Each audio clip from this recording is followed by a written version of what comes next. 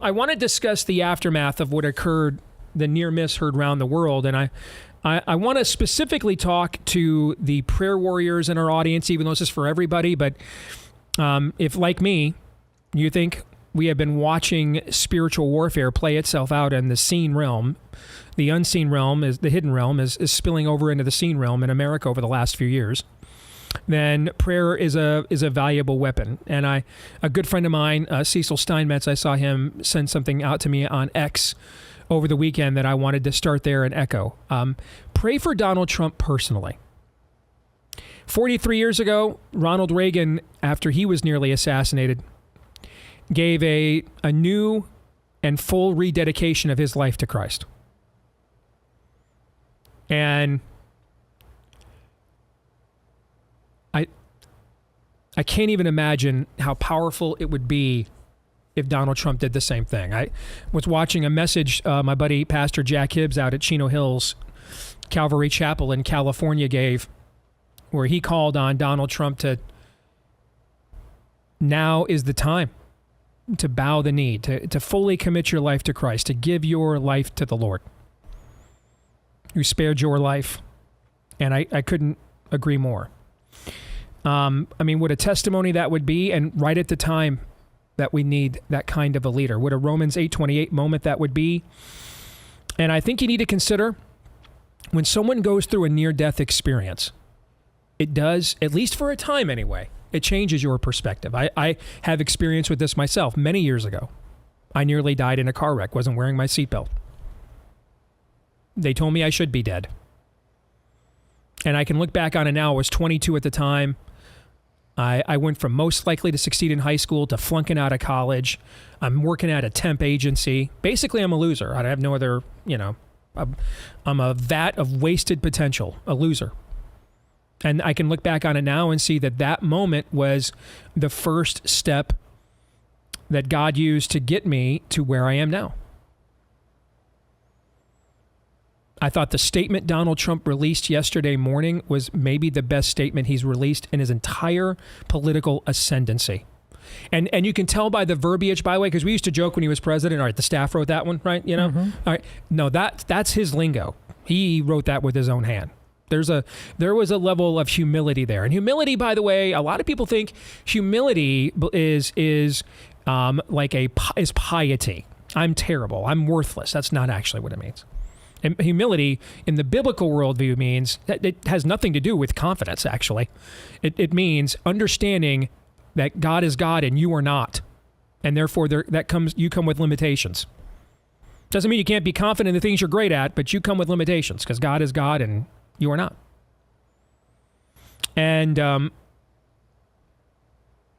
that can cause you to reassess things. I think of Trump scrapping his convention speech and saying, hey, I want to focus on unifying the country. No way that happens if he doesn't get nearly assassinated. He stands up there and gives a typical Trump bombastic speech that punches the Democrats right between the legs. And, most of us love it. And the rest of America is like, oh, man, I'm just so tired of the divisiveness. I think it's brilliant. Spend all week. Let the other speakers crush the Democrats.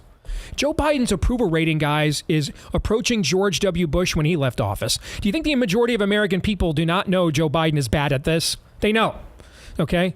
What they need is a president. And right now, there's only two people that realistically can provide that for us. One, if you consider that Joe Biden can't realistically, provide anything at this stage, sadly, of his life, except a dementia PSA. So I think that's one example of what I mean, how you reassess things when you have a moment like that. I mean, how many times have we seen Trump? Trump is normally the guy that says, hey, I would imagine he loves this. He has the same love of the untouchables that you do, Todd.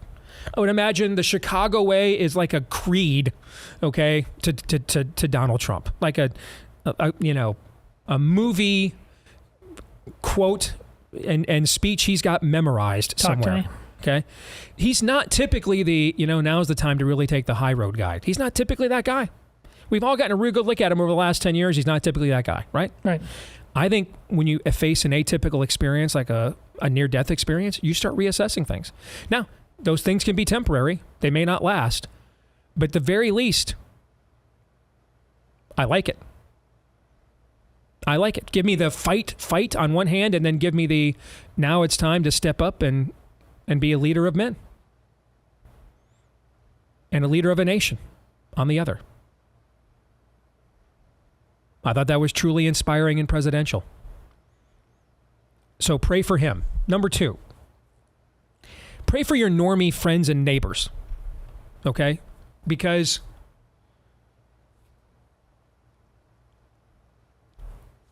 this needs to be a moment. As Aaron was just articulating, kind of playing off of what you said, Todd. You know, you expressing your frustration. We've been too comfortable to not see all these signs. Aaron then, adding to the context of that there's only so many signs you are given before the signs of the times runs out of times. And I mean, that wasn't just a shot across Trump's bow. That was a shot across the entire free world's bow. And like I mentioned, Floyd Corkins last hour. I reset what happened at the Deace softball game several years ago. I don't know how many more warning shots you get. I just know that you don't get them into perpetuity. Sooner or later, the day comes, they're not warnings anymore, but you were warned. So pray for your normie friends and family members that they got the picture here of how close we really are to losing this greatest experiment in human civilization God has ever permitted since the fall of his creation. I didn't even bring up the attempted character assassination of Brett Kavanaugh.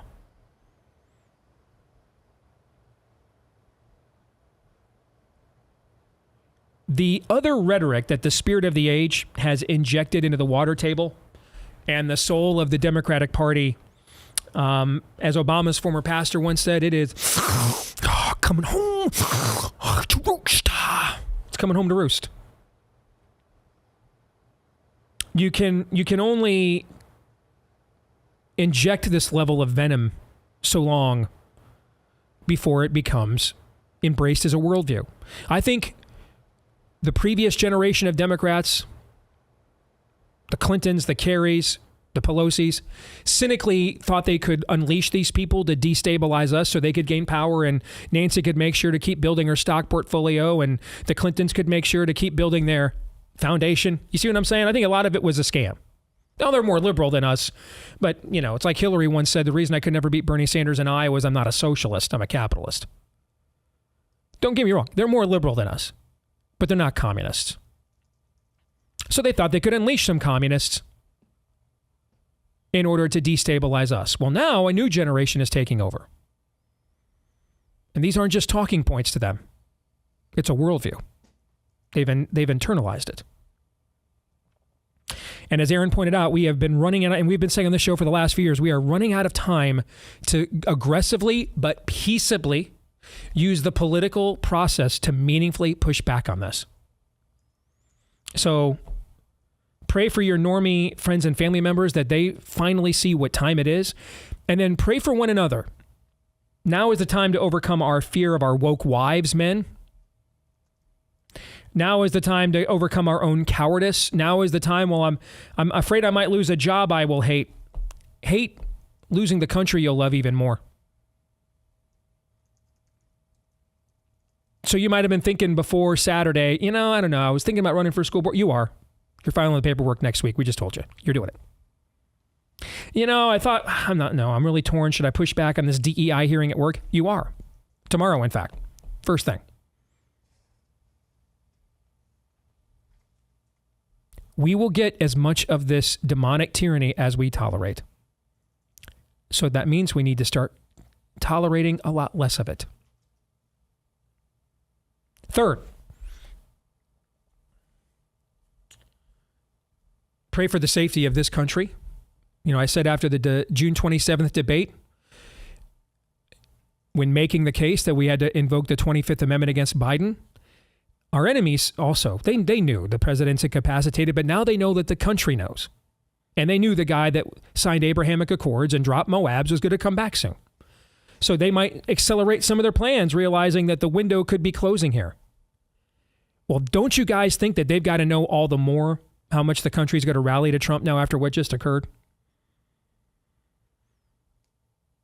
And the world has been less safe since June 27th. We're now in a world where NATO decides, well, we're not going to quite cross Putin's red line for a nuclear exchange, but we're going to come right up close to it by inviting Zelensky to NATO and offering him everything other than official membership.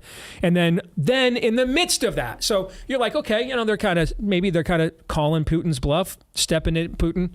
And then we bring up the feeble codger to call Zelensky President Putin. And that just blows the whole thing they were probably trying to pull off there. You see what I'm saying? Mm-hmm. Just, you were trying to make a show of force and everything else. And we've kept Ukraine afloat all this time. We'll bring them all the way in if you don't back down. And here's Joe Biden to refer to Zelensky as Putin because he's got the cognitive score of a gnat. The world is still less safe than it was even if before the shot was taken. Because our enemies are being reminded repeatedly their time is almost up. It will take divine favor for one of them not to do something. It's July 15th. It will take divine favor and protection for one of them not to do something between now and the next inauguration. Not even the election, but the inauguration. Remember, the Iranians, some of you may be too young to remember this. Todd and I do. We were kids coming of age watching this. The Iranians held on to those hostages all the way until Reagan was taking the oath of office. They held out the entire time. And then finally waited to see, is America really going to put a Cold Warrior in there? Oh, yeah? Okay, fine. We'll give the hostages back. They held out to the last possible minute. Don't be surprised. Don't sleep easy until the dude takes the oath of office. Like the night before. You want to the guy, Trump's coming in, you want to destabilize his presidency? Maybe North Korea, October 7th, South Korea, the day before the inaugural, and throws everything into. You see what I'm saying? We're dealing with true spiritual warfare here. And it'll be a miracle of God if someone doesn't do something, one of our enemies, to China, Taiwan, pick something. Strategic nuke in Ukraine, pick something. It'll be a miracle of God if one of our enemies does not attempt to take advantage of this and destabilize the situation all the more before the new administration comes in. And then finally, we can't ever forget to do this. And Jesus stressed this. Because such as once were all of us. Pray for our enemies. The Democrats and the left have done a lot of mocking of thoughts and prayers recently and said, we need action. Well, politely tell them this is your chance to set the example. Your party and your media industrial complex needs to seriously self-reflect upon the tactics you've engaged here politically.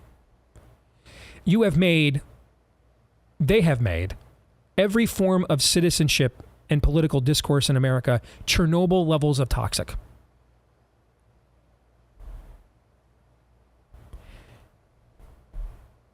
If you disagree, we get to censor you, dehumanize you. You're literally Hitler, a fascist, a Nazi. You could not possibly disagree with me for any reasons. And really the Obama era brought this in. I remember being told during the Obama era, I was a racist because I thought it was a bad idea to have more people on food stamps than the population of Spain. Otherwise, anything they're saying right now about unity or tone, if they're not willing to police their own and self-reflect, it's all empty rhetoric. So pray for our enemies that they do, even if, well, Steve, wouldn't that help them? It might help them politically quite a bit. Right now, we're trying, I want to win this election badly. But the reason I want to win this election badly is because I fear if we don't, the country will be further destabilized and maybe to points we can't return from.